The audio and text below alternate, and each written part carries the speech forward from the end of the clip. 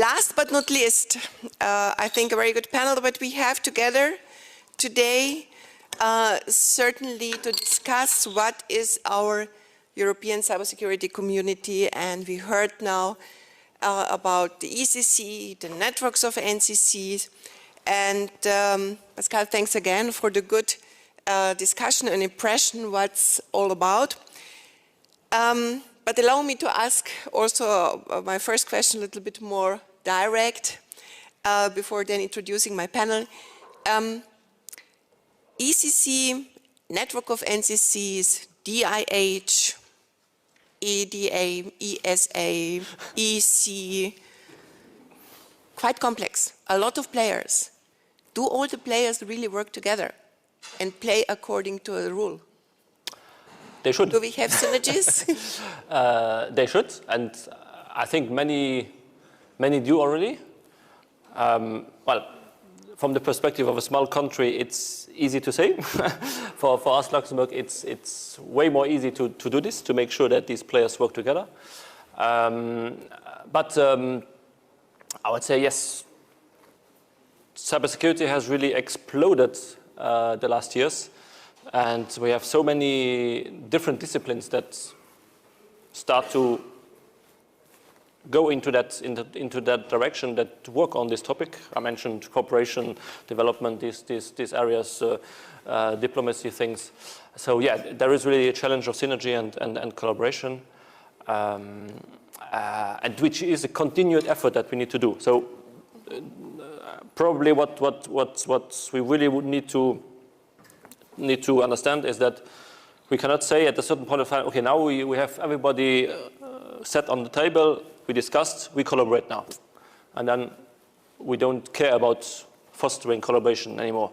No, we have to continue putting effort into creating this collaboration, creating initiatives that foster collaboration, that bring people together, because there are all the time new entities, new players coming along. And this is, I think, what is how we should see this, and where DCCC is trying to put its possibilities in the game, and that's also why we said that in the strategic agenda we need also a specific objective for this aspect, so that in a continuous way we can foster these collaborations. And feedback that was given is interesting, so another topic to add on the list, and voila, we can do it. Okay, but allow me to ask another question. Who is the head of coordinating all this stuff? Because all these players, otherwise we have what we experience in Europe, fragmentation, silo thinking, and I experience also in the research horizon projects that we have strict separations between civil, military, space, and so where are the synergies, and who is in charge of coordinating all the players? That's a good question. I cannot answer. The next years will show us. Okay, thanks. Okay, maybe I can ask Arthur. Arthur, what is your comment on this? Yeah, thanks, Gabi. I think the answer should be that it should not be monopolized.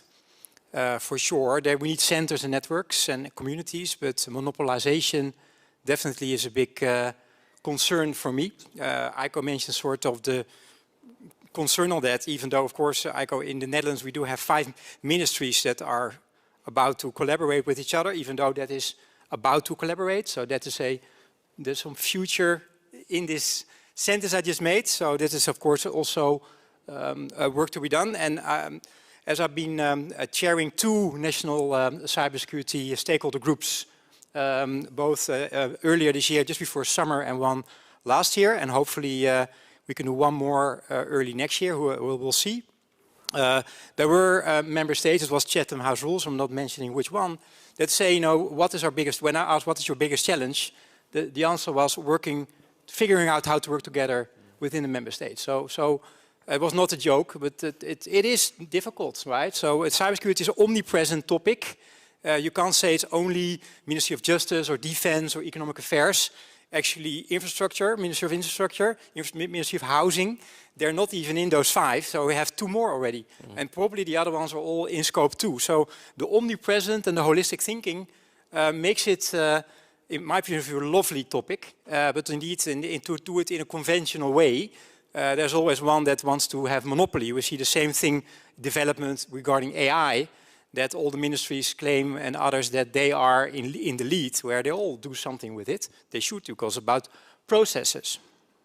So I think that is one that I would like to share. On the one more thing, very quickly, on the European Investment Bank, what you already mentioned last week. So it's new. We need to read it. 1.3 billion, I just checked, per year gap. And it's both financial services, like an investment, debt and equity, but also non-financial services. So I made notes, investment days, matchmaking, communication strategy. So it's a pretty comprehensive additional topic that we at least addressed in the Concordia roadmap in one chapter on investment. So hopefully that was the reason why it's now in. Of course, a little joke, but hopefully it helped a bit, because we have written a roadmap not only focusing on research, but also on other topics. One thing of the last energy, because there's not much known about that, because I still need to write something in the roadmap, which is due in December this year. That was indeed surprising to me. You already mentioned, Pascal, that both, well, I'm not, now already know, I pointed to a colleague, but multiple countries, including the one that was where you were yesterday, and many others had indeed SMEs on the procurer side, on the user side, on the customer side, as their main concern and their main target. Which was surprising, because we, generally cybersecurity domain, focusing on research, innovation, and cybersecurity services, either public or private, right? So this is the other side of the market. And that was very surprising to me, and perhaps we can talk about it later. Okay, thank you. And you see, you are in Concordia, because we have 3 ladies representing the NCCs from Italy, Germany, and Greece. So, may I ask Anna, what do you think, how is Greece now establishing the NCC, and what are your wishes to the ECC, because he is here, you can take all wishes with him. So what would you say, how would you comment this? Well, we in Greece and NCSA especially, we believe that there is a need for existing strong community, European community cybersecurity. And towards this direction, from the beginning that NCSA established in 2018, we have as our main goal to establish a communication network towards between all the authorities and stakeholders, and all our responsibilities and the way we work till now, it's on this philosophy. That's why I have to say that it was a physical choice for NCSA to be the Hellenic National Coordination Center. Of course, there are many challenges and many difficulties that we met, and that's why we choose this type we're trying now to establish in order to close any gaps in experience we have. What I mean, a lot of responsibilities that NCCs are going to have were responsibilities in National Cybersecurity Authority of Greece. But we have a basic problem. We didn't have experience in managing EU funds. So we we collaborate with the managing authority of digital transportation program in order to close that gap and solve the problem before it begins. Very nice. Yes. Corinna, maybe the German perspective? Yeah, thank you, Gabi. Well, it's a bit a challenge for me to answer the question because 2 years ago I had also the Concordia hat on. Now I'm with the NCC Germany here, and so for the ones that do not know it in the round, we are constructed with 4 ministries, the BSI as a head, as well as from research coming in the DLR project management and the Research Institute Code. So as you can see, we are a little bit other way structured, and we bring in the research as well.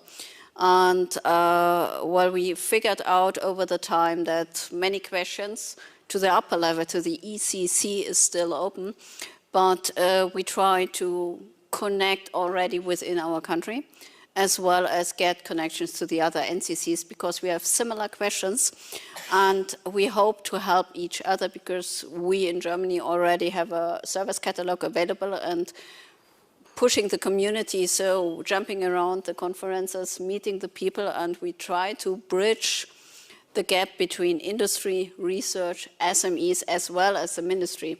So if you now ask me what is our wish to Pascal at the higher level, well, it would be nice not only to know on the paper who are the NCCs, let's meet together face to face, because it's important to exchange experience, to get known where problems is, where questions are, because many of us have questions, but many have also answers. Sharing that would be nice, and also to think about to get a global strategy on board in order to go in the same direction, or similar, better to say so, in more parallels, and having cross-border things in order also to establish very good connections for upcoming calls and projects like the pilots here. So we do not want to spread the existing community. We just want to rearrange and build up new things. So Pascal, would be great next year, 2023, to see all NCCs at one place and discuss in face. That's my wish. Thank you. Okay, I think such a wish can be solved. This is not a big issue, but maybe just to give you a point that the German NCC, the service catalog, I have to make some also points for Concordia. It is the service board. Maybe you see yesterday the blue part about the Concordia service board. This was the blueprint for the German NCC. Yes, right. And so we see that the impact of Concordia is not just research, innovation and so, but really contribution also to the ECC and the NCCs. But now maybe Martina, what do you see from Italy perspective? Yeah, so first of all, thanks for having us today. My name is Martina Castiglioni, and I'm here representing the Cybersecurity Competence Center in Italy. Competence Center, that is not the coordination center. Oh my God, another entity, yeah. But I will briefly explain, I will give you a little bit of background about the National Competence Center, and in this way I will try to answer to these challenges that arise here today and yesterday. We are a competence center founded and promoted by the Ministry of Economic Development under the umbrella of Industry 4.0 investment. So in Italy we have 8 competence centers, and each of these competence centers is specialized in one of the technologies related to Industry 4.0. So we have a competence center for artificial intelligence, another one for smart manufacturing, and so on. We are the competence center with let's say a broader and cross, of course, perspective, highly specialized in cybersecurity. And our target, our institutional mandate is to provide cybersecurity advisory and provide cybersecurity training and awareness to small, medium enterprises and the public administration. How we are trying to reach this goal. First of all, we are a public-private partnership. made of up to like 15 partners. 50 partners that we have, so we have universities, so we have the academia world, we have cybersecurity providers from the private sector in Italy, and then we have also representatives from the public sector.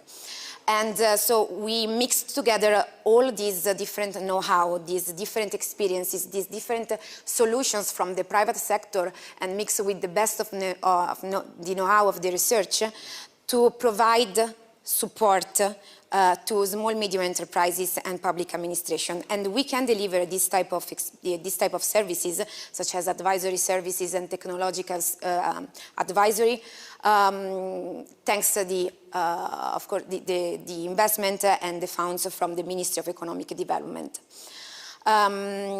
Of course,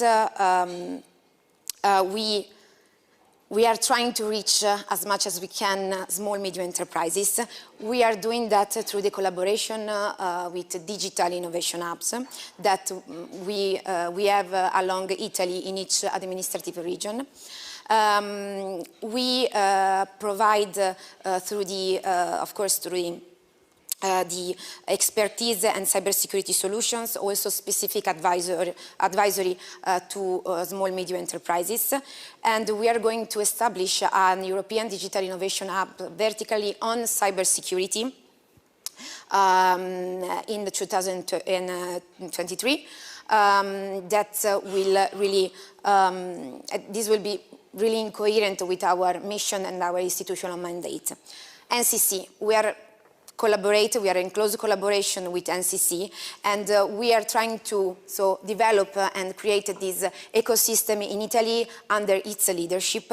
And of course, we are trying not only to create this ecosystem, this cybersecurity ecosystem, trying to keep together all these different pillars of our society, but also we are trying to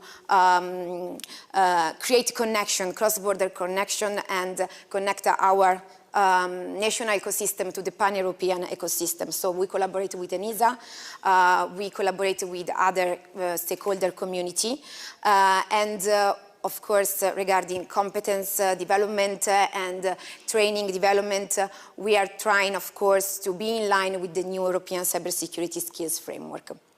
Last mile, then we'll leave the floor to the other fellow colleagues. We have another service lines other than training, advisory, and technological advisory. We have a research and development service line. So we, thanks to the Ministry of Economic Development, we can give funds to innovative startups. Last year we found around 15 projects in advanced cybersecurity, in particular in artificial intelligence for security, security for artificial intelligence, quantum security, and so on. And in this way, we are trying to support one of the other mission of our cybersecurity strategy, one of the other key pillar, that is the ICT and cyber solution dependencies in Europe, and try to reach this technological sovereignty. Thank you. Thank you. But what is your wish to Pascal? Oh, yeah. From our experience, I would say that we have to get close to the small, medium enterprises, and we can do it at least in Italy. From our perspective, we have this really benefit from the collaboration with digital innovation hubs, and we are trying to keep this collaboration also with a broader perspective, thanks to the new project about European Digital Innovation Hub vertically on cybersecurity. We really enjoy our type of organization that is a public-private partnership, and only with this close cooperation between all of these entities, we can really try to think at a cybersecurity ecosystem. Of course, we have a guide in Italy that is the NCC, and about really a high decision maker, a coordinator. We think that, of course, the European Cybersecurity Competence Center will harmonize also these different contributions that are arriving from all of Europe, and also different operational capacities, because, of course, we will be, as NCC, there will be different in size and type and different type of contributions. Okay. Arthur, do you have also a wish for Pascal? Well, also what Schmitt mentioned on the Digital Innovation Hub, that's already an ongoing process, so it's not hopefully separate or isolated from one and the other. And I want to add one more. There are many other more, but one is called the European Alliance for Industrial Data, Cloud and Edge, which has been set up by Commissioner Breton. Also talk about open strategic autonomy, digital and technical sovereignty, and self-sovereignty and data sovereignty and all kind of other autonomy and sovereignty essentials, where all the member states are member, and 45 private sector organizations, including me, very honored, helping out on these topics. And also there a roadmap is being written on the private sector part. There is a roadmap will be from the member states, or well, whatever what is going to be called, I'm not sure, roadmap. And there is also the defense and aerospace working group. So there are 3 groups, and they're going to convene 1st of December this year. And I think also there, the plan is to see what we can do together. So multi-country projects, important projects for common interest, right? So these are the other ones that I wanted to add. I know you have a lot already on top, a big sandwich. But that's going to be another, I think, quite soon, another strong power next to the ECC movement that can help out in building what we are aiming for. So that's what I'd like to share. I want to have one other that is quite interesting in my point of view. We talk about acts. There's the cybersecurity strategy, the data strategy, and many other strategies, and a lot of acts come out of that. All kind of policy initiatives, either funds, huge amounts, including also, of course, the local ones, the Recovery Resilience Fund, which is a huge amount of money, where digital need to be spent to more than 22% at least. So there's a huge opportunity for us to work together, also locally. These are open calls normally, where also other organizations not from the local member state can help out. So I think we should not forget about that. But of course, we also have all the acts, as you just mentioned. But an act, and I'm a lawyer, so you can, take it from me. You can trust a lawyer, right? So you can just make a note. An act doesn't mean there's already action, right? An act sort of, okay, now we have an act, we're done. No, an act means we need to start acting, and it's not only the public sector or the academia or the private sector or the authorities. We'll always like to blame some of these groups depending on where you are. We need to be co-accountable there and group up on that. So, for instance, one of the examples, NIS2, a huge group of organizations will now later on in, let's say, T plus whatever, 24 months, 36 months. So that's 2024, need to start to comply with that level. Then we have some kind of scheme coming out of the CSA. We have the DSA then already in action. So organizations are asking themselves, what is the effort I need to do, not only on budget, but also on resources. So the budget issue is one of the questions they don't know, and if you don't know, you can't ask it to your CFO or your Ministry of Finance. So that, I think, is something we need to focus on, next to the EIB. And of course, next to that, if this is going to be successful, and I think we're all here to try to make it successful, we're really going to lack people that can do this. And that's, of course, Verstager mentioned that. I was in Lille at the French Cybersecurity Conference, where Mrs. Verstager mentioned, if this all works well, the Digital Decade 2030, how are we going to do that? And also there, the answer is, of course, skills, reskilling, upskilling, but also more automation. So there, which, of course, leads to more vulnerabilities. So we keep busy for the next decade, and multiple decades, which I think is good. So those two elements I like to add to the table. Okay, so complexity seems important for Europe. I would add another wish from my side, or two wishes. If I correctly understood you, 1.7 billion less spending than the US and China? 1.3. 1.3 per year. Per year, yeah. Per year. This is scary. This is? On the one side. On the other side, we have so many new players. We have organizations, we have acts, Cyber Resilience Act, CHIP Act, and so on. But is this the answer for really bringing Europe in front in terms of not being a digital colony, but really improve in terms, let's say, strategic autonomy? I'm okay with this term, but is this the right approach? I would say thank you for the requests or ideas. Maybe I just comment what you said about this European Cloud Alliance you mentioned, which is indeed a very interesting development as well. And we from Luxembourg side have become member of this recently as well. So it's indeed so a lot of things happening. And the good thing is that it has been created by the same people, so Thierry Breton. So I hope that he had an idea with all creating all these different things and all the other acts as well, the Resilience Act and CHIPS Act and blah blah. So all these things come from the DG Connect. Yes, it is indeed quite a challenge to grasp all this, to make sure that this goes in the same direction. And is it the right way? I don't know. It's at least how it's the means that Europe has to do things. Maybe if we would put into the calculation all the spending and all the money that is being used to create all these acts, we might maybe readdress a bit the gap, but that obviously doesn't help a lot. But it should in the future. I would say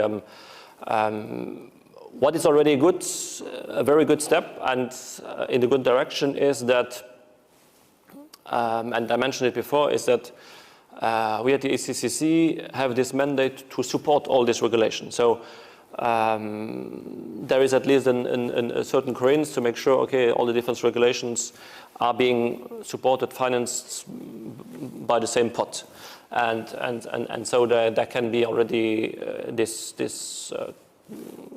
coherence and coordination being created, or I would say synergies as well, because that's also important. Because talking referencing back to this Clouds Alliance. There is also currently ongoing another thing in the area of cloud, which is an IPCEI, an important project of common European interest, CIS, Cloud Infrastructure Services, which is a huge project where there is this same objective to create technology for cloud that supports this strategic autonomy. Again, this is something that all these things are evolving a bit in parallel. Yes, we need to make sure that these things are coordinated. And as said previously, I'm not a big believer in having one person coordinating all this, but it should be a group. It should be a coordinated a community, basically, that coordinates all these things, that makes sure that these things happen. So, especially at the European level process, creating such acts and such things are happening quite transparently. So we know that there is now the Cyber Resilience Act. We can all comment on this. We can all bring our inputs. Nothing is finalized yet. So this is, I would say, from the process-wise, already a good thing that it creates this certain level of transparency. and that everybody who wants to influence or who wants to bring in his ideas has the possibility to do. At the end, there will be obviously a group of ministers deciding on this and parliamentaries, but at least the process is there. And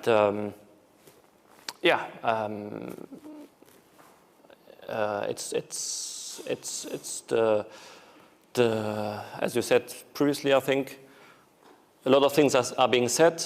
Now it's time to do them. Perfect. So the dear audience, please think of questions, because then sometime you can have questions and to the panel and ask for themselves.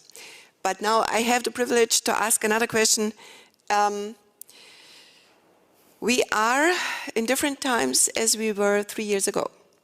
Due to crisis, there are several crises that we have. So from supply chains, interrupted supply chains, pandemic, energy crisis, dependencies. And we learned the dependency is never good. And the question from my side is that maybe we need to do some more agile, faster, simpler, just do it, functions in terms not just doing all these regulations.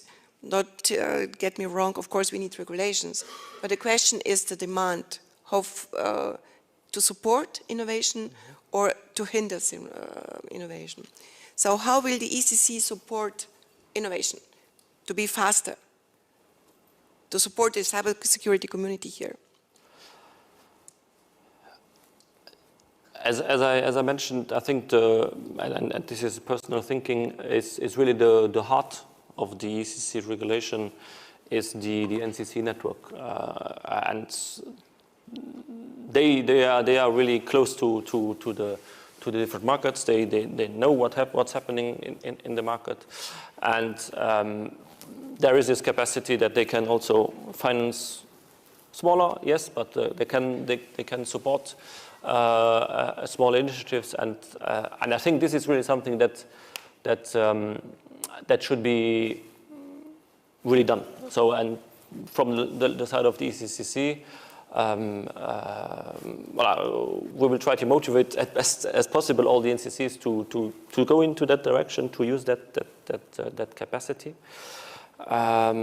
because it's this innovation aspect is I would say mostly bottom up. I think it needs to you cannot dictate innovation or creativity. So it needs to flourish. So you have to create frameworks, to create environments, but it needs to flourish. So and there again, it's important to connect or to see what other in other areas, what are initiatives, be it the digital innovation hubs, be it the things that were mentioned, but also in again, I take the example of Luxembourg, which I know obviously best. There are specific startup and innovation programs, I would say topic agnostic, and there we are looking into at the moment to see, okay, how can we benefit or how can we integrate the topic of cybersecurity into these existing mechanisms already, into these existing programs, and this is how things can go fast. So I would say spend a little time in the beginning to know what's happening, to get an overview, and that's also why I mentioned we have put on the agenda to create this market observatory, because we want to know what's happening, what is really the status of the cybersecurity market, and then try to be then, or hope to be able to be faster than when executing things. Okay, so perhaps I can add there also saying, well, from our side, so we know the programs, as you said, Pascal, you promote them, very good, thank you. And on the other hand, we as a community know where the interests are. So we are picking out, we give advice, or even sending them the hint, here's an interesting call, we know we match you. But on the other hand, we also get a feedback from them. So if the funding works fine, if the paperwork is less or huge, might be a threshold. But on the other side, all our activities showed that we also got a lot of feedback about topics that are interesting.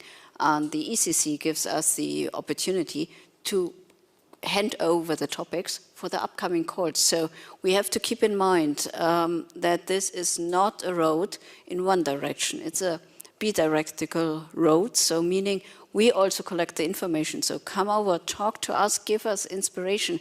Where's the need to investigate? And also where is innovation in the future? And we can transform it up, but also in the horizontal area and vertical area. So I think this is a very good thing. Thank you for the support so far. So let's imagine we are 2 years ahead. So we are 2024. How should the ECC be? How is the cooperation to the NCCs? What is our vision in 2 years? And I start with the NCCs and then come to the ECC. Martina, what would you say? During this period, so from now on, I think that we can join from the benefits, even if we don't have a fully operational network, of course, because as someone mentioned yesterday, industry cannot wait, small medium enterprise cannot wait anymore. So I would say that from now on, we can, of course, just do it, not understand what we can give to small medium enterprise. In particular, I would say that from now on, we can start to create a trust environment in order to arrive in 2 years with a trust environment in which all these different pillars can come together and sharing experience and ensure and enhance these cybersecurity ecosystems. In 2 years, I see a trust environment in which small, medium enterprises and industries have already worked together. For example, in Horizon programs, why not? We are involved in an Horizon program in which we have critical infrastructure that are our partners, and that we have also small, medium enterprises together to test what would be a cascading effect in case of a cybersecurity attack, because at least in Italy, small, medium enterprises are a part of the supply chain of critical infrastructures. Engage in this type of programs, so maybe in 2 years we could have the results, and we could already work for new solution and new solutions adapt to what small medium enterprises need.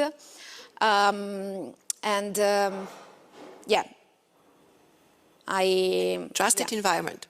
Trust environment, and of course an experienced environment. So from now on we have already to experience and understand what our ecosystem needs, in particular most medium enterprises, in order to arrive in 2 years with a trust but experienced environment and solutions. Okay. Arthur, what do you see? Yeah. Something It's to a add? little bit of a wish list, eh? Yes. It's only 2 years, 700 days. We need to be fast. We are, 3 years ago when we started this, 4 years ago when we started this, almost when we started this project, in the kickoff, I said that we are late already. That was 4 years ago, and I think we're still very late. The urgency has been never higher, yet it doesn't mean that society, and I'm not blaming anybody here, is already grasping it. We have just sort of are beyond COVID-19, a pandemic of a scale that we have never, well, we read about it, but never experienced it yet. We're all forgotten about it already. So can we actually learn from a global or European or other crisis? Do we need another crisis in 1 to 2 years? Another one, eh? There are already a couple going, ongoing. To get, the population, the users, the end users, the SMEs, the micro enterprises, the professionals, to actually care and willing to perhaps have a little bit less of convenience, because security always gives a little bit of an inconvenience first step. There's always a little bit of zero trust and other things that you need to get through, thresholds. So we need to come up with something, that's my wish list here, after this little introduction, secure, convenient, European essentials. One essential, operating systems, or one operating system is fine. You know, the upcoming digital identity wallet, in the reference framework, we are going to make this, design this for 2 operating systems, not a European one. So we're catering for non-European.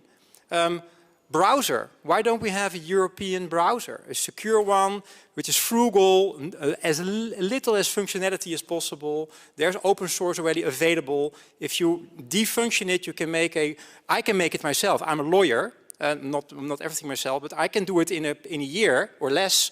But of course it needs to be taken up by the market. So we talk about it, but are we also willing to use it? Secure chat communication, secure communication in general.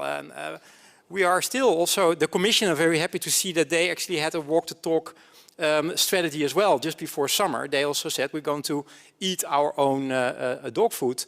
But still, we're on WebEx, we're on Teams, we're on all kind of non-EU things. So that is for me, the next 2 years, we need to actually start using these things ourselves and develop them. This is a simple over-the-top stuff, relatively. An operating system, it may be a little bit more complicated, but it's doable. So I would start on the user side, making this as friendly as possible within the European values, having a global approach, because we are pretty good at exporting European values, not only the GDPR, but many other things. I'm from the Netherlands, so I always like to export things with a small country. So therefore, we always have a global approach. So let's start here and then export this stuff. Yeah, 2 years. Just a comment, absolutely agree. But we've tried this often and we failed often. Yeah. And the question is, what can we do now better to maybe not fail again? Yeah, actually, because of COVID and the fact that there was stuff going on in the Netherlands, me and a group of people have developed a secure communication platform. No third-party libraries, running native in Europe, only European developers, open protocols, not fully open source, that was too quick for us to do, and it works, and it's highly secure. It uses multi-factor authentication more than 10, so we know exactly where the UIU is peer-to-peer.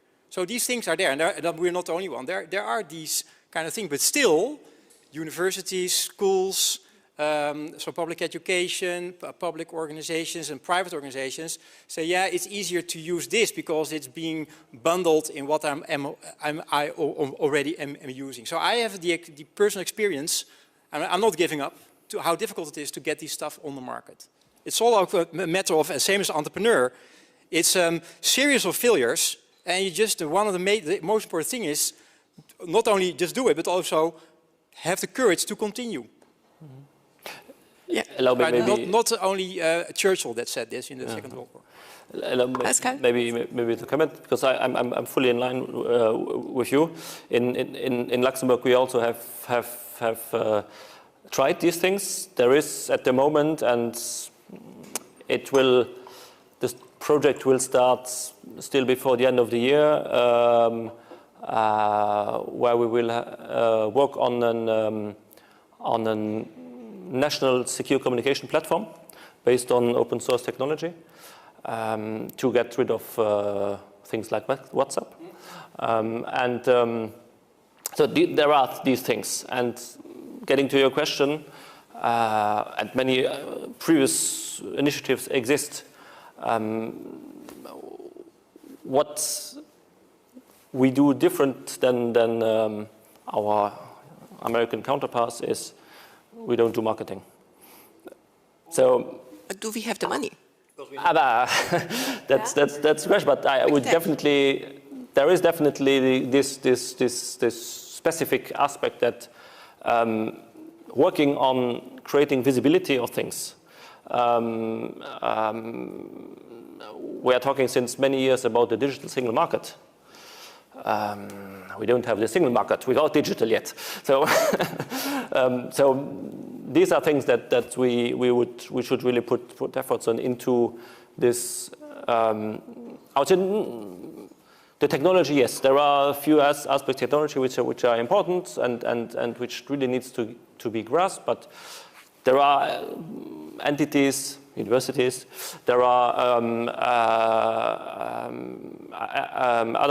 other companies who will focus on, who are good in technology, who should focus on technology, but there are many other entities, and they should really focus also on these little things. And I do not fully agree with you when you say we don't have a European open operating system.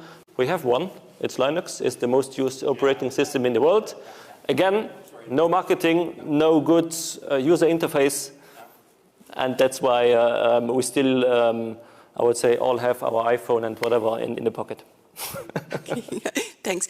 Maybe questions from the audience. If someone wants to ask something, please raise your hands. Otherwise, I will ask again. Well, just a comment from my side.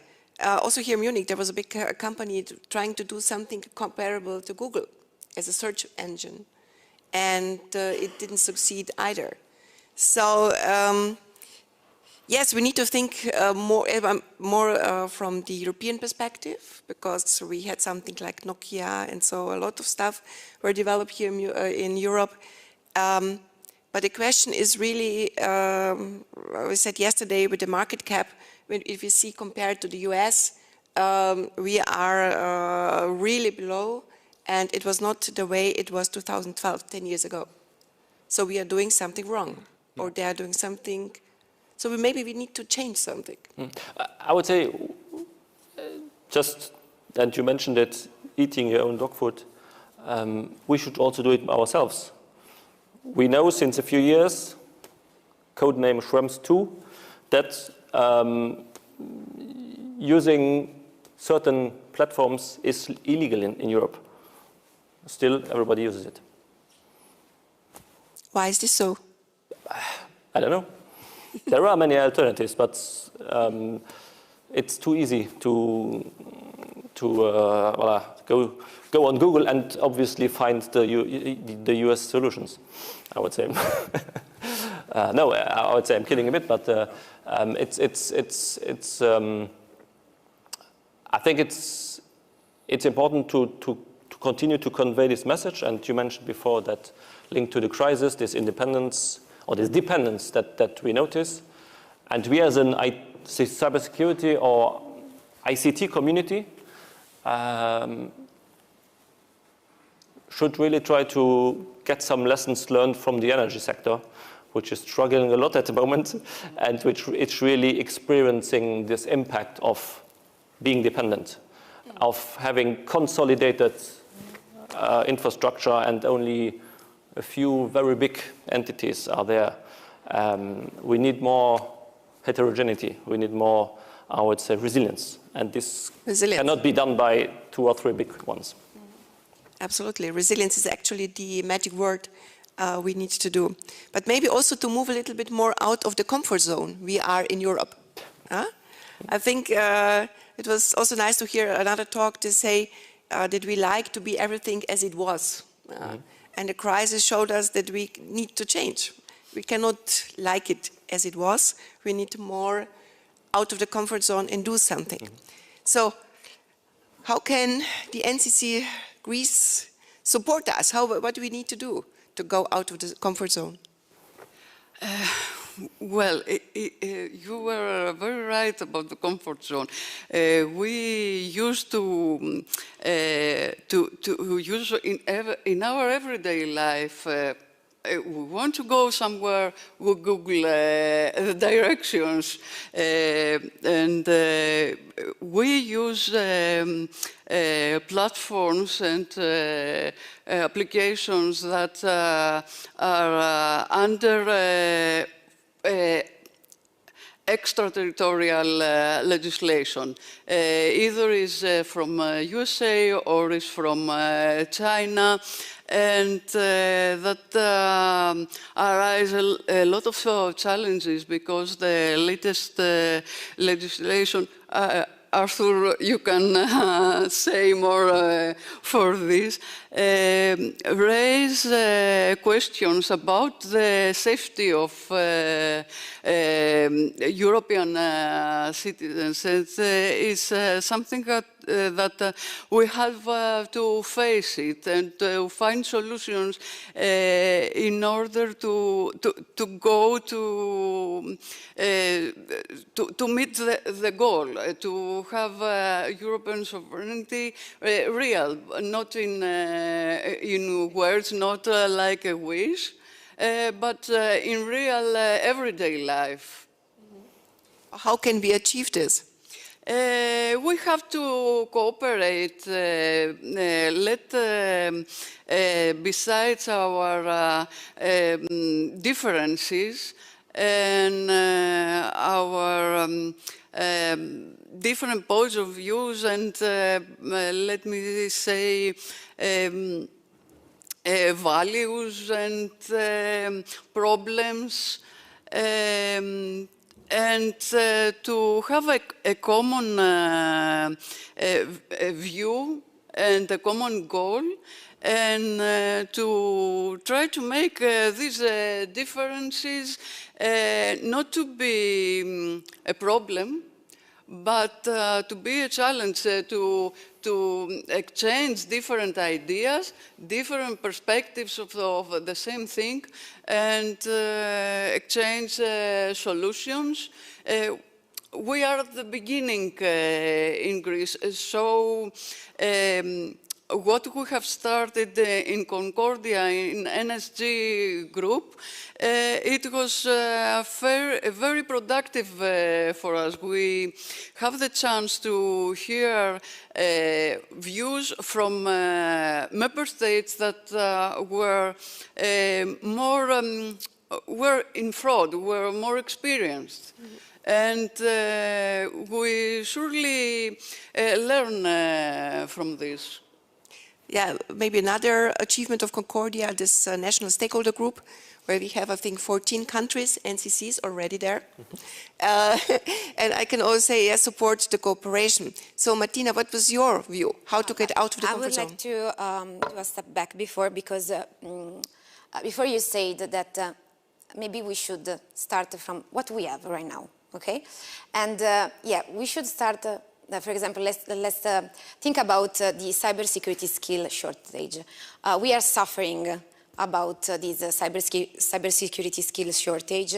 Small, medium enterprise need to have cybersecurity professional, but as far as I saw, we have many programs, many organizations, no-profit or profit organizations that provide cybersecurity trainings, certification, cybersecurity awareness, and so on.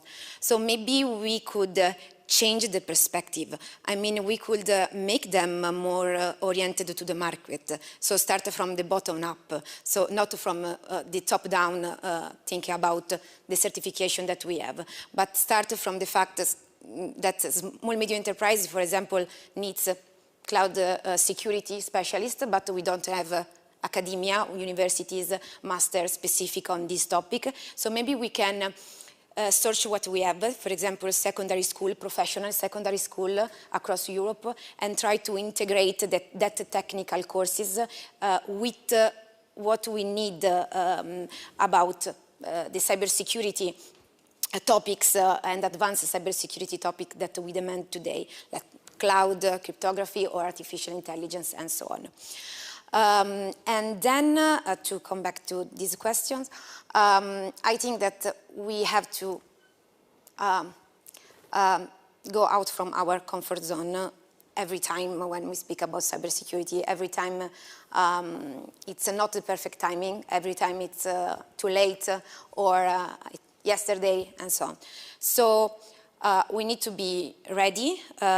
We need to ensure that our, for example, risk assessment method and, for example, our method and approach to be compliant with the cybersecurity regulations that now we have and now we have to face, that we are ready to face these new requirements. So we have to be, we have to focus on, okay, what we have right now, what the regulation now is asking. So this Cyber Resilience Act, the DORA regulation, the new NIS 2.0, and so on, the Cyber Resilience Directive, for example, and try to think, am I ready to tackle with these new requirements? Start from what we have, and also start from the fact that we have to make together and ensure that all the different stakeholders, the different parties of our ecosystem will be engaged in this process. So we cannot forget, for example, about the end user, the society, and we cannot forget about what we have already at a high-level decision-making, and so on. Thank you. Okay. Well, I would say, coming back to the question, get out of your comfort zone. I think one big problem we have all over is I am aware of all the things around. Lots of people hide information, especially when we look here on the development. Okay, understandable, it's a market strategy, that's fine. But if we really speak here on a ecosystem that should work together, we should share information, what is available, and if we know this information, we can say, let's check it out. So on the other side of the coin, we on our own side must change the mind. Do not think about what stands against it. Try it out, allow failures. Because when you do not get own expertise in it or experience how something works, you will never try it out or change your habits. I think this is also very important, and I think looking on all our pilots we have established over the last 4 years, there is an initiative available in here, raising awareness about that and speak about the problem. And so my wish 2024 is that the NCCs, the ECC is well established and has a, to say, an overview what happens and knows where to attract to continue the work. And this needs the understandable and also the allowance that we can fail. That's the important mission, I think. Okay, good point. Sharing, I would add, only trusted environment. Yes. You only have completely trusted. You must trust it. You have to keep in mind your company rights, whatever, yes, but try to share what is allowed to share. Yeah. That's what we start to do with the NSD group when it started, to share information within a trusted ecosystem. NSD started as a platform in order to accomplish this. And I believe that they were doing a very good job. Thank you. That's very good. Artur, maybe a question for you. We talked about the CHIP Act. So on the US, they have also a CHIP Act responded. And if I'm aware correctly, they have nothing say about cooperation, exchange, to say that both CHIP Acts, US, Europe, are some coordinated or defined or whatever. Is this correct? And if yes, why? Yeah, I can ask, call the White House to ask why they don't just retype whatever we do and then do it in the US language with the Z instead of the S. I think there is a certain level of orchestration, but indeed still everybody has his own electorate and people that they want to please a bit more than the others.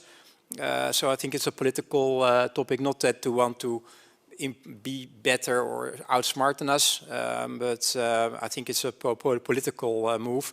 But you know, we do it the other way around as well. In the Data Act, which is not yet final, it's a proposed version. But anyway, it's a Data Act. It's from already from February this year. So you can all try to find it. Data Act is difficult to find when you DuckDuckGo. Doesn't matter which search engine you use, by the way.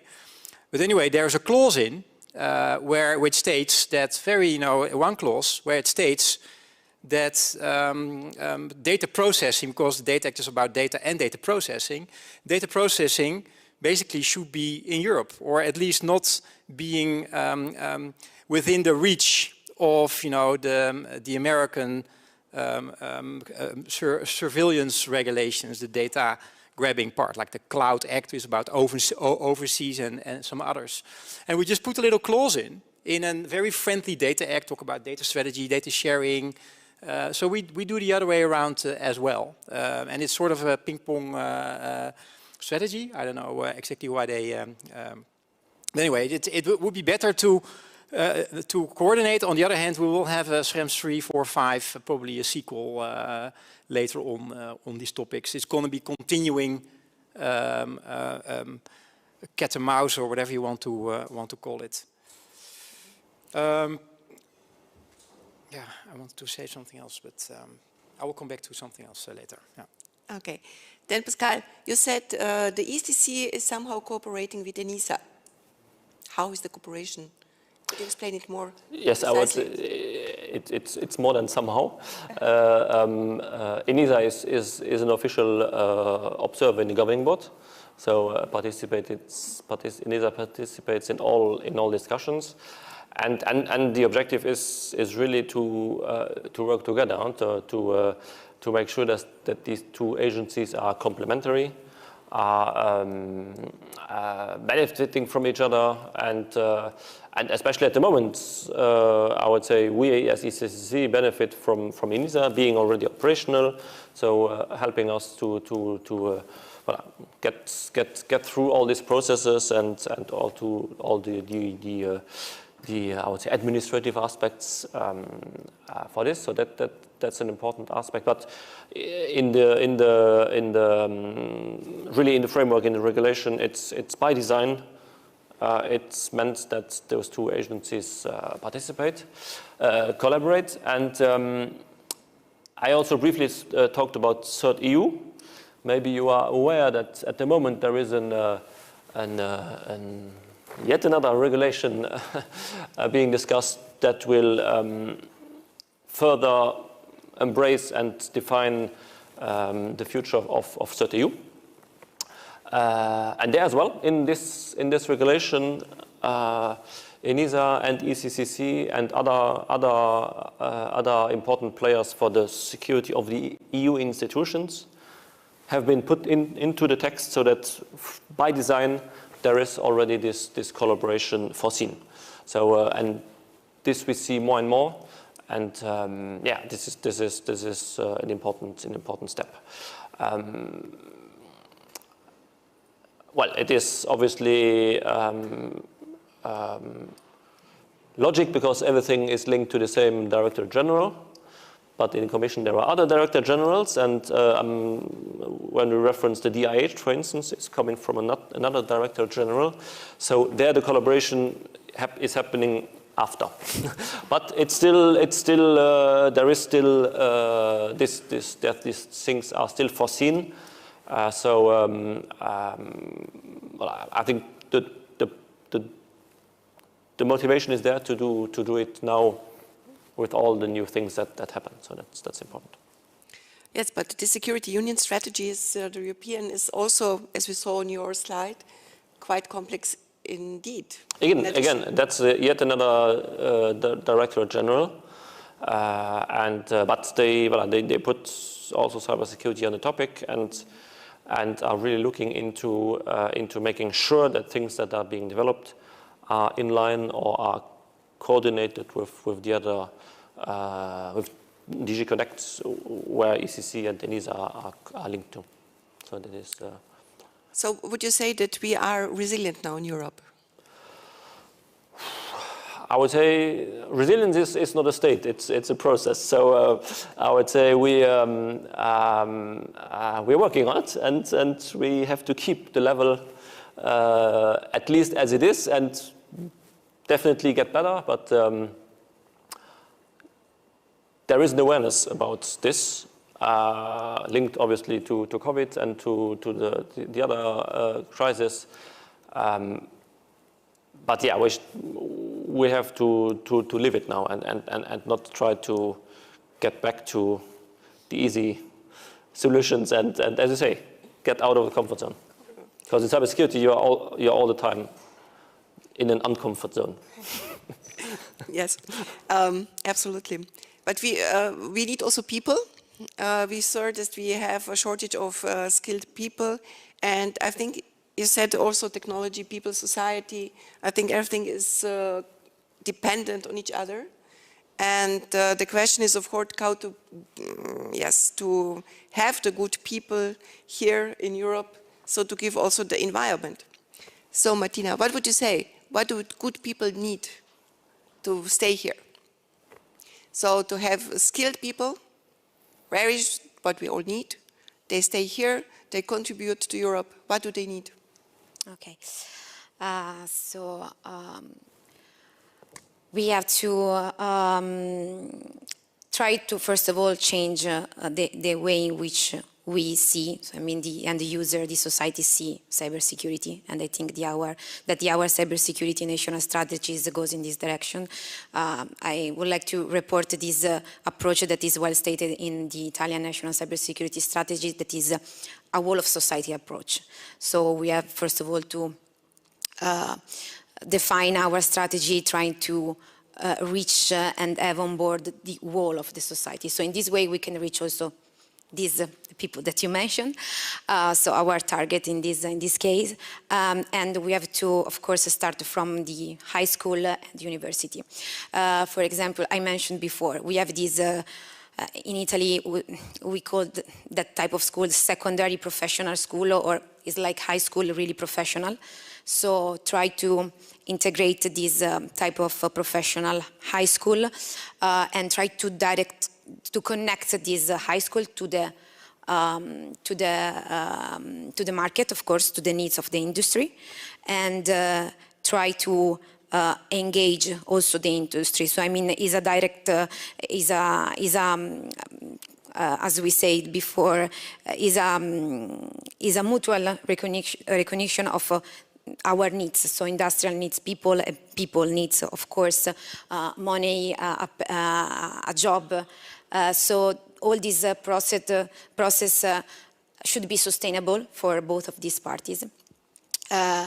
In this way, we have to, of course, so engage students with the industries, have more like research funds for research or funds for innovative projects, and we have to really, as a decision-making level, we have to really trust on this process, and also we need, of course, other type of economic administrative process, just to try to involve the different students with different skills, and put together these students, these young people with different backgrounds in a common for a common objective, that is cybersecurity. And last thing that I would say is that we have to think about a reskilling program. We have a lot of students maybe with a different with a background that is not technical, and this is particular for the women. And maybe reskilling program could be beneficial for both parties, to respond to the demand of the market, but also to engage more people in cybersecurity, and maybe, why not, more women. Well, I agree completely what Martina said. I would expand it a little bit more. So just looking from Germany, we are, when you're looking on IT or security stuff, from the education perspective, very theory. So we need to match theory and practical part more than it is at the moment.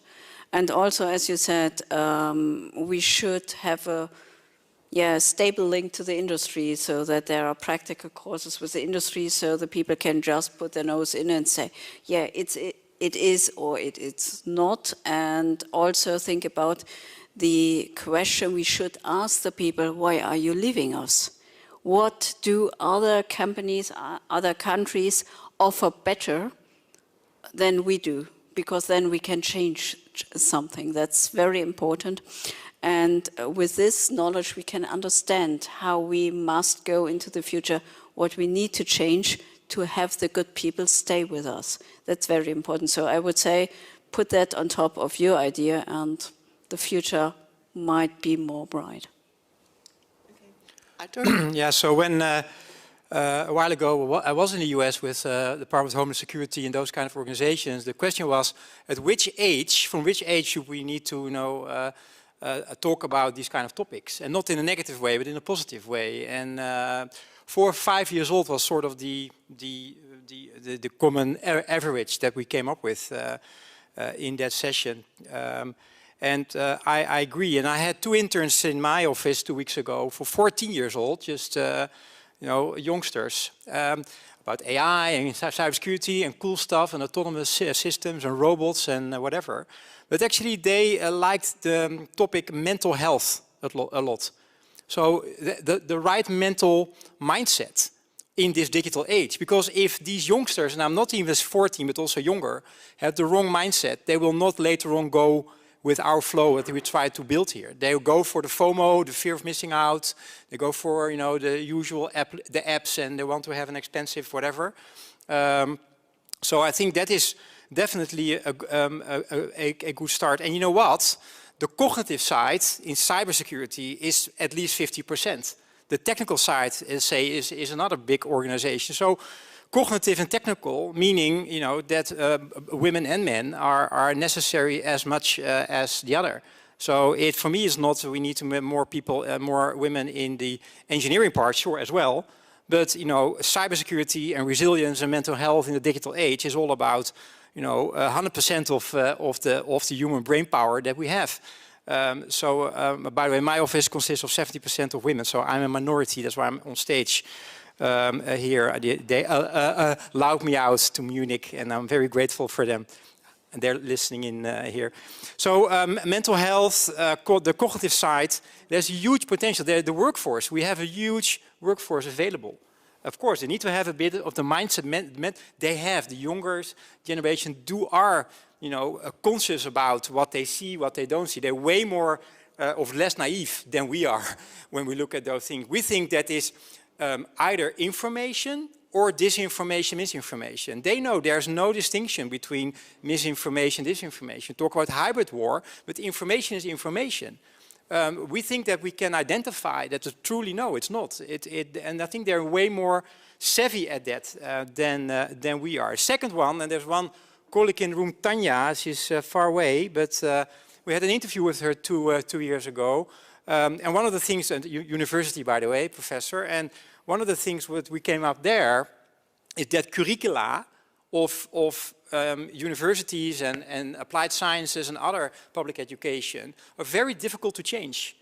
So if you're not able to change a curriculum and only in the periphery of a passionate professor or other can talk about these topics, then we're not getting there. So I mean, changing the curricula, modernizing them to the 21st century, and hey everybody, the 21st century is already at 22%. We talk about 21st century like it's going to happen in a century. We're already at 20+%. So that is the other one I wanted to share. And then the part of comfort. I'm not sure whether we need to get out of our comfort zone, except if you indeed are totally locked down in your little bubble and don't want to change. I think there are 3 C's. You can come up with a couple of more C's, but we need to give people that are uncomfortable comfort about this domain. Ooh, cyber-physical, cyber-physical things. What's going on? We don't know, we don't understand. So give them courage, and I talk about legal departments, compliance departments, managers, people from parliament, try to find them that they are comfortable with the topic.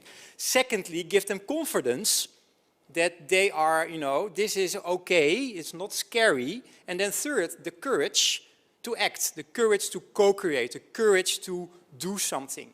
So it's really, for me, comfort. That's what our main core business is. Give them comfort, doesn't matter who they are, confidence and courage. And it needs to be a self-sustained model, otherwise it doesn't work. We need to be then, you know, move out of the way. And so therefore I advocate, instead of FOMO, COMO, and not for the colleagues from the university quite close by, but the courage of missing out. You know, the courage of shutting down a particular application that you think is not good. I've done it, and I still have friends, so it's doable. Yes, I think that's important to say. Completely agree. I hope, but I think we need more. In terms of really, we need much more. We need much more dynamics in development and innovation, cooperation as we have now. Right. And the point is certainly, this is also a question to the ECC.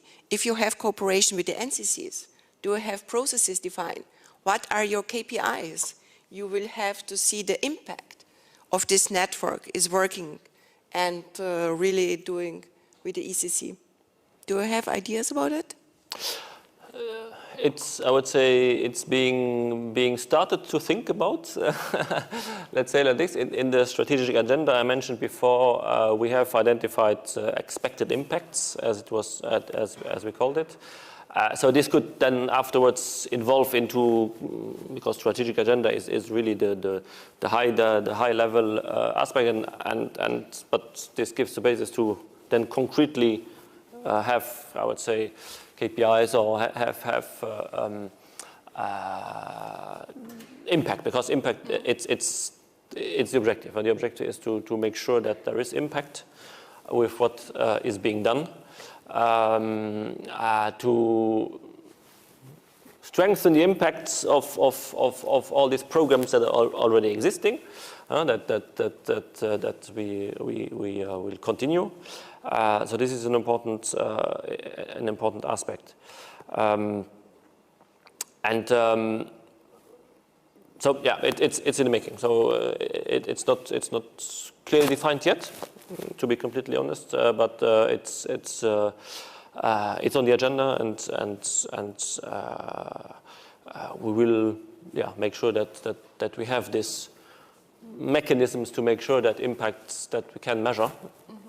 Impact and make sure that by defining things we consider the fact that it should create impact. Absolutely. What is the time scale? As I said, the strategic agenda should be ready at the end of the year, and then based on that, we will first concentrate really on the depth program, on the 23-24 program. For those that have seen the depth document program, the chapter about cybersecurity is empty. We have really a challenge here to fill it up with content, and voilà, so this is really our next important step. But voilà, first we have to finalize the strategic agenda. So voilà, this will be somewhere sometime beginning of next year, our first quarter of next year. We will. And the processes for communication, KPIs measuring for cooperation? I would say this happens in parallel. There is one working group who is concentrating on that part. Okay. Processes, I would say, how the network functions, so NCC network functioning, is one working group, and then there is another working group which concentrates on the community. So also the interaction, community, network, and then ECC. So all those three circles, basically, how things should work, and have a minimal set of comprehensive and pragmatic processes. Let's call it like that. That's the objective. Yeah. You know, managing computer networks, there is one big principle, which is KISS. Keep it simple, stupid. Exactly. Sometimes maybe complexity is too difficult to manage. Absolutely. So, but what we are seeing is cybersecurity, but then we have supercomputing, quantum computing, AI. what to concentrate on. What, for supercomputing, for example, quantum computing, AI, we need, there's a lot of bunch of stuff we need to do, or green hydrogen, or what should we maybe from your perspective concentrate on? What is the most prioritized? What should we prioritize, or can we not say it?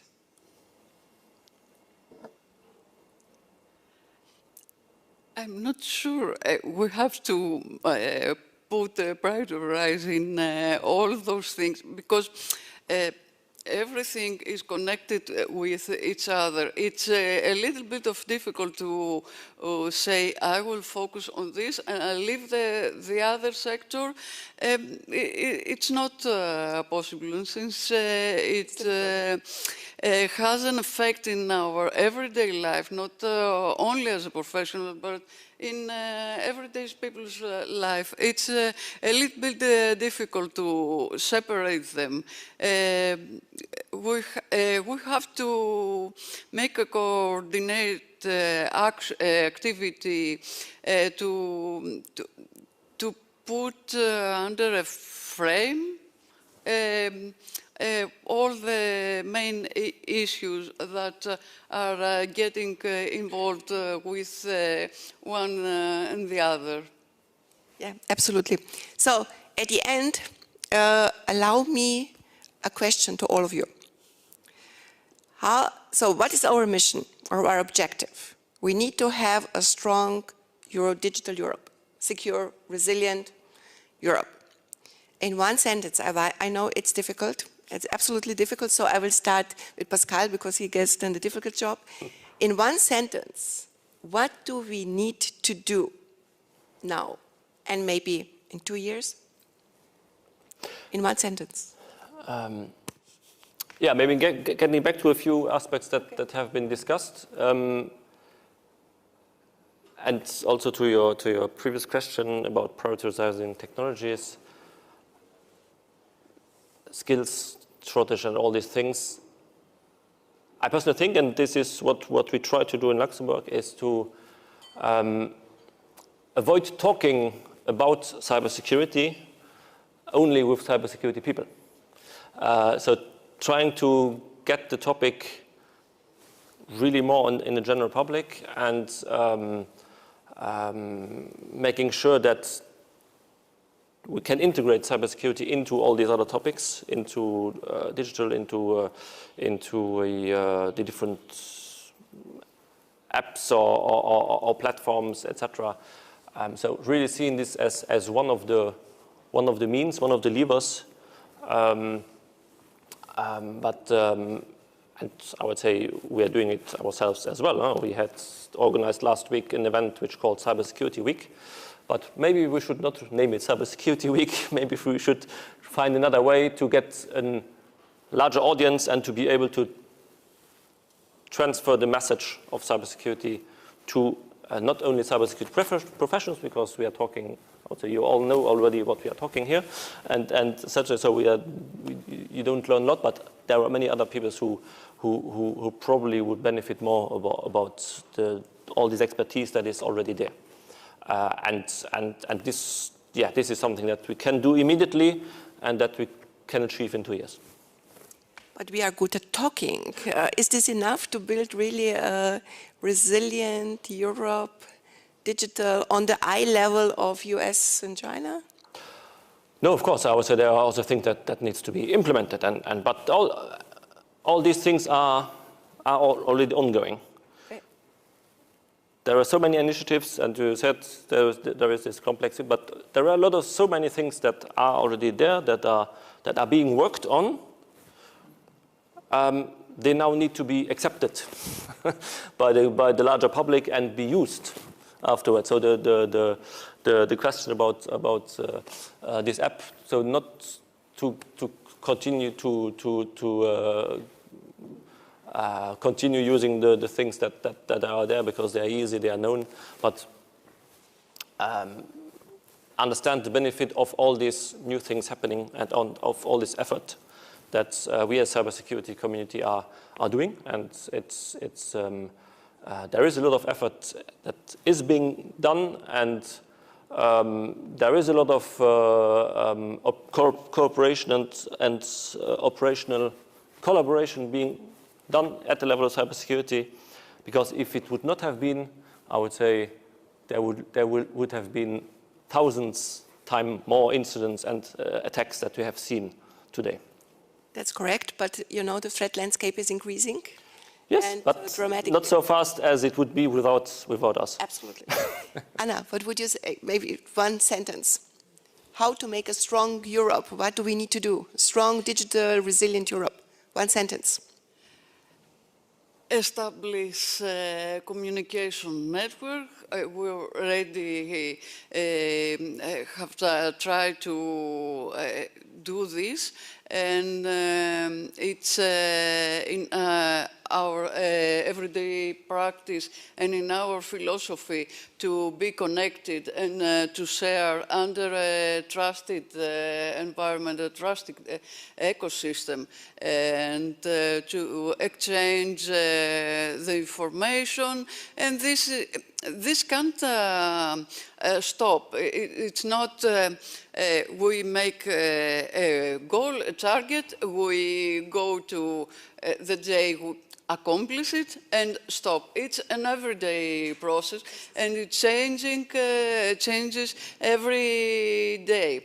New challenges are arise, and we have to be connected in order to face these challenges. If we're trying to solve problems by ourselves, each member state separately, it's going to be a disaster. I completely agree. Corinna, what would you say? One sentence? One sentence? One sentence. Okay. We have a Rubik cube as a situation. View the situation from different facets and think about it. Perhaps you get an ideal solution. Mm-hmm. Arthur, or just, yes? Get a very long sentence if you ask me one sentence, but yeah, in one sentence, I already said,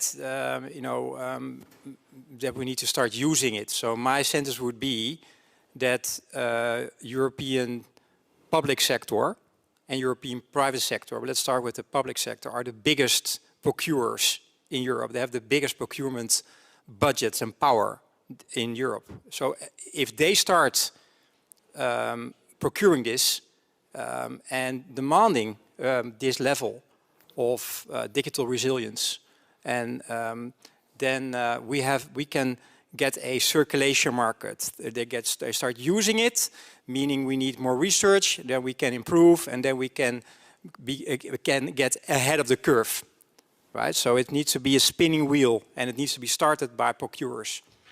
And my point of view, that's the public sector first. Okay, Martina? Okay. First of all, we need to start with the assessment about what we need, what we have, and what we need, because we cannot waste time and waste resources. And then, of course, boost competencies and synergies between all the member states in the European Union. And then I would say we have to promote cyber risk assessment at the national and the European Union level, but with the involvement of this total ecosystem and complete ecosystem that we are talking about. Absolutely. I can just add, build a multi-stakeholder ecosystem and just do it. And so I think it's a good optimistic part, because we are confident we can all do, we just have to do it to make such a resilient, strong digital Europe. I would really warmly thank the panelists here. A warm applause from all of us. You were terrific. And there are also some nice, I hope, presentations. So thank you very much.